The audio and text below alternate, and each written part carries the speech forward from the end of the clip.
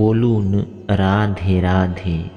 শ্রীমদ্ ভগবদ্ গীতার অমৃত শিক্ষা। এই পৃথিবীতে যদি এসেছ তাহলে দুঃখ অবশ্যই পাবে, কিন্তু দুঃখ থেকে কখনো ভয় পাওয়া উচিত নয়।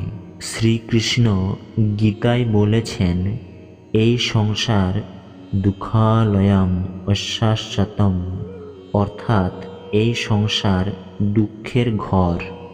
যেমন ওষুধালয়ে ওষুধ পাওয়া যায়, পুস্তকালয়ে পুস্তক পাওয়া যায়, চিকিৎসালয়ে চিকিৎসা হয়, তেমনি সংসারকে শ্রীকৃষ্ণ একটি নাম দিয়েছেন দুঃখালয়, যেখানে দুঃখ পাওয়া যায়।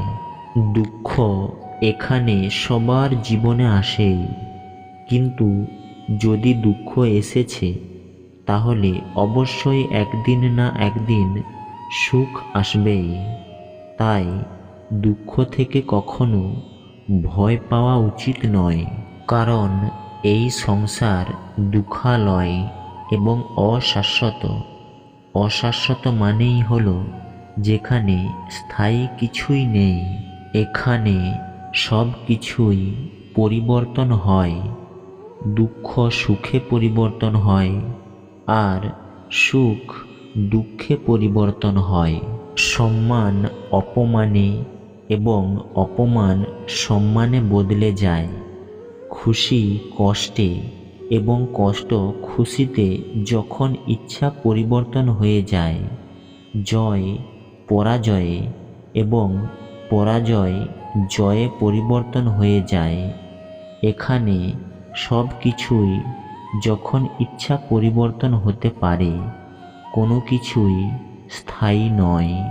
না আমরা স্থায়ী, না আমাদের সঙ্গে জড়িত কোনো জিনিস স্থায়ী।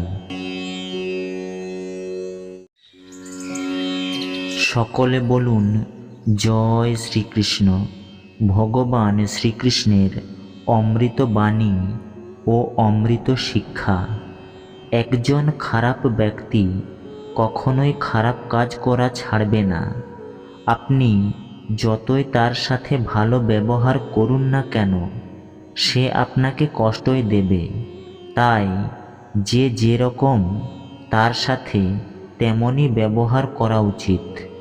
যে ব্যক্তি তার কাজ সময় মতো শেষ করে না, তার জীবনের সমস্ত সময়ই ব্যর্থই শেষ হয়ে যায়।